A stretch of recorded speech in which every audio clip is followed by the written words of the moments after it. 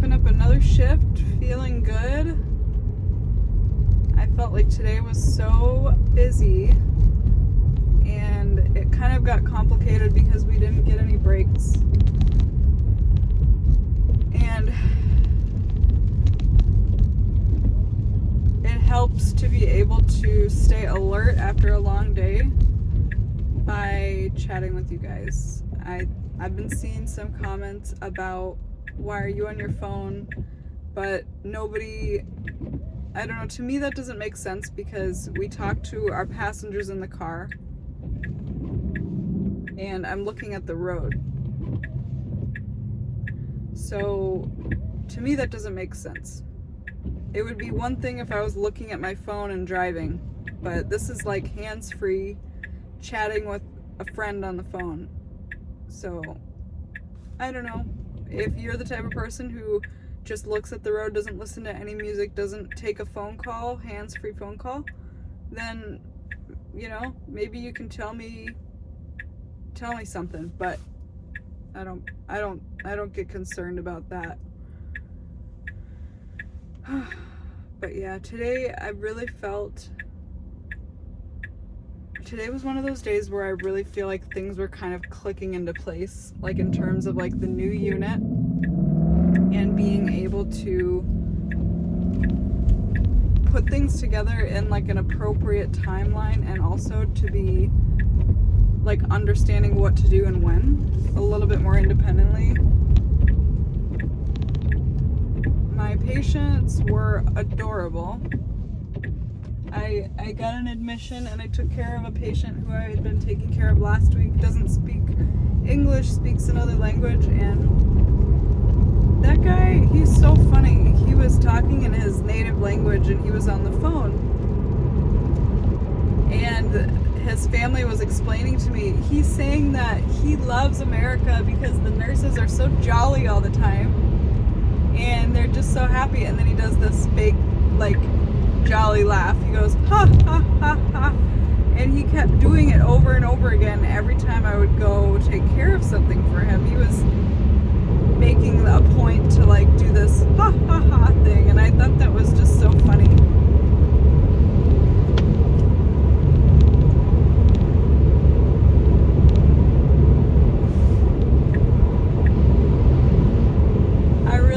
Like today, I felt happy with how today went. I felt like I was finally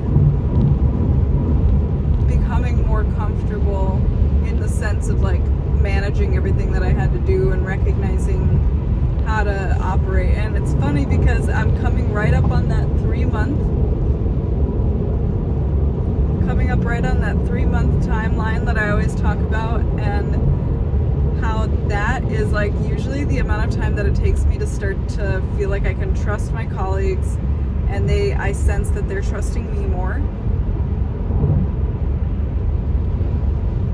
So it's all good.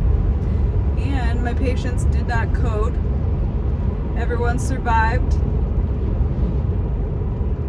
And one of them got dialysis. He's not doing so good though. It's one of those scenarios where all the organ systems are slowly demonstrating that they're shutting down, yet he wants everything done, so we have to honor the wishes of the patient. And I heard something very, very, very interesting from one of our doctors today. She was rounding and we were talking about how like eventually he's going to get to the point where we're going to be, if he's in the hospital, we're going to be coding him. So doing all of the, like we're already doing everything. We've been doing everything that we can for weeks, but he's not getting better. And it's hard to watch. It's hard to watch. Nothing that we're doing is really helping him get to a place where things are improving. And it's just like, each time I see him, there's more things wrong. So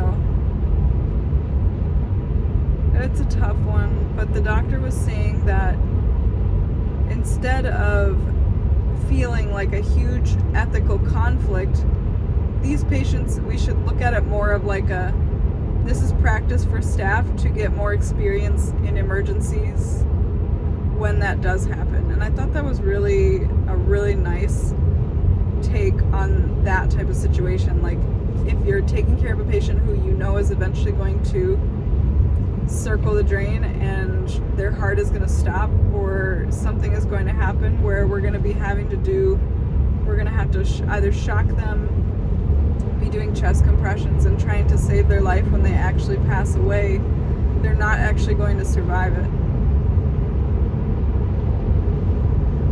And it's hard on us mentally and emotionally and also professionally, ethically, all of the above. It's very hard on us as staff, knowing that the quality of life is so poor,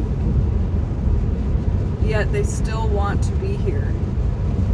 They still want to live in this state. They don't want to withdraw care. They want to keep all, like, full steam ahead.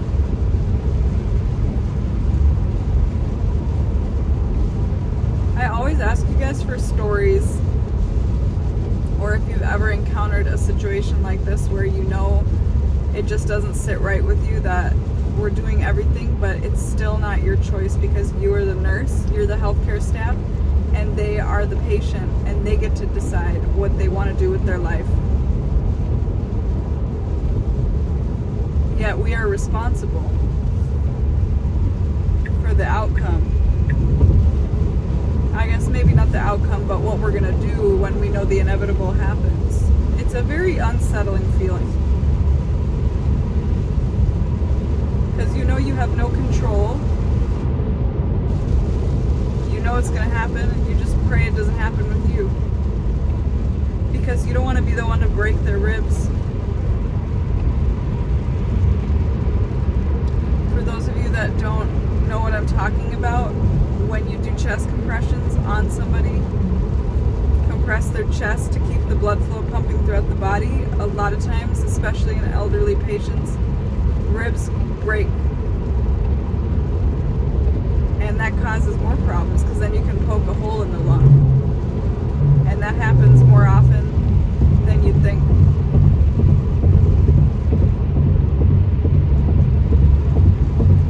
So that was my one patient, and he was getting his blood filtered with dialysis, and he was getting platelets, so lots to do for him. He'll be there tomorrow when I get back.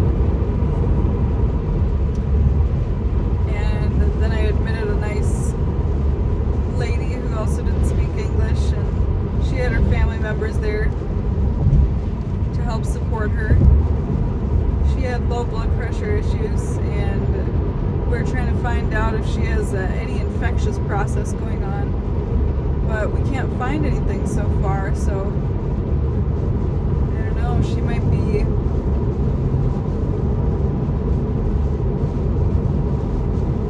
she's also got cancer and she's bleeding inside, so it could definitely be that she's just bleeding slowly. It's just another band-aid of what we're doing.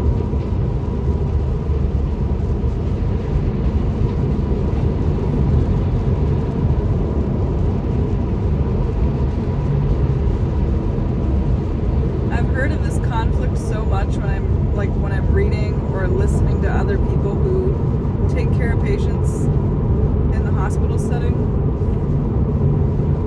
Just the fact that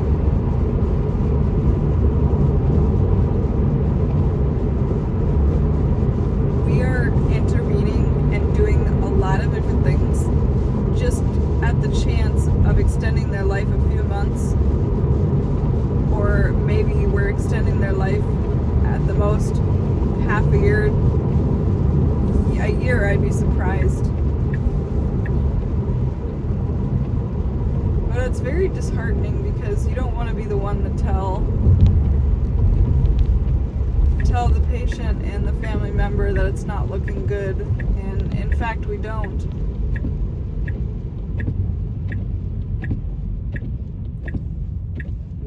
We usually have a formal meeting with the intensivist, which is the ICU doctor, and they have a nice conversation. It's anything but nice, but a dignified conversation where they're honest. They give an honest account for everything that's happening, what the realistic outlook and prognosis is. And they do that. So we might be having a couple of those meetings in the next day or so. It's very hard to lose a loved one.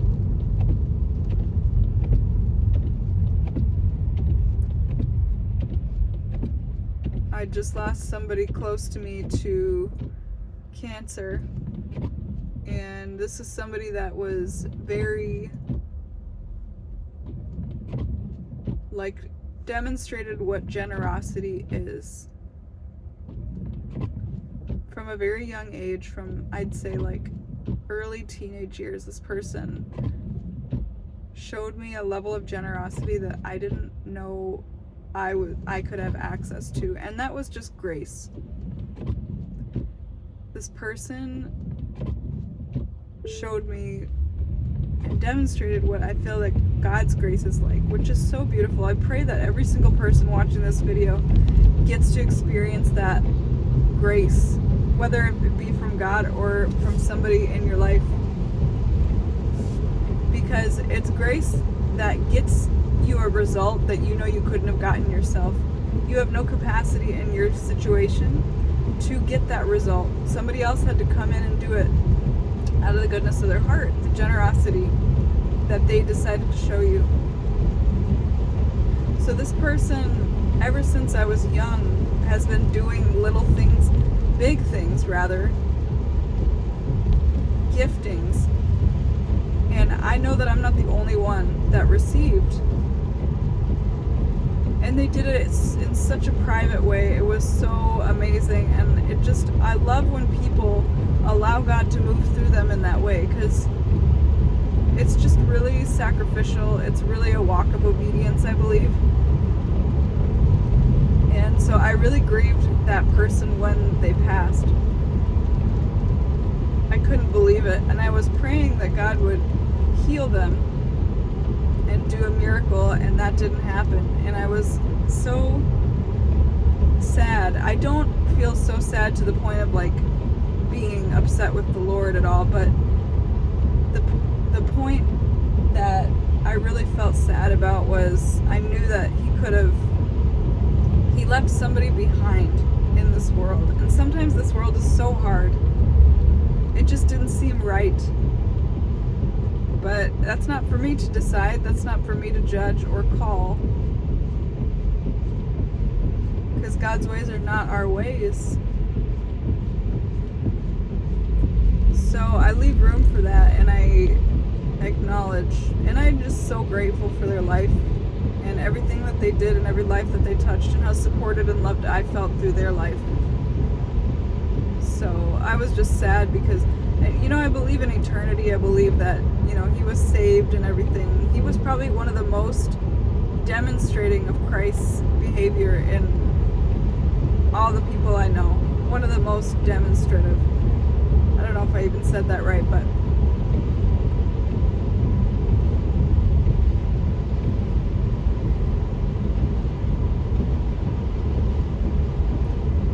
I don't get sad for too long because I feel that they're saved and that I'll see him again one day. But I think when you think about the now, when we're living in this earth feels so long to us.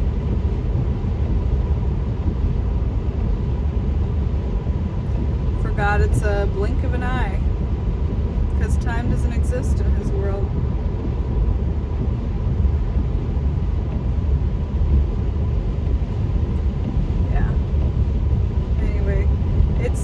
It's all very close to home, the whole cancer thing.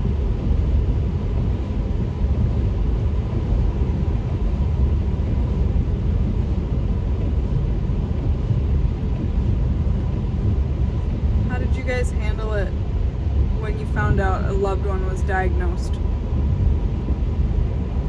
What was was it like for you? And if you lost somebody, tell me that too, how you got through it.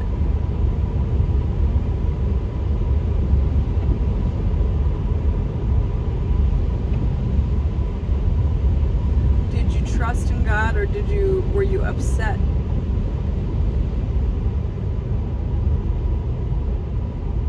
How did you handle it?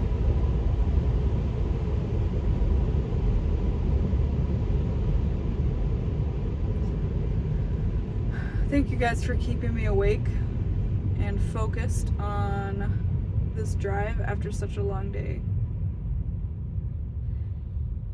I'm really glad and grateful to be able to get on here and talk to you and share the space with you.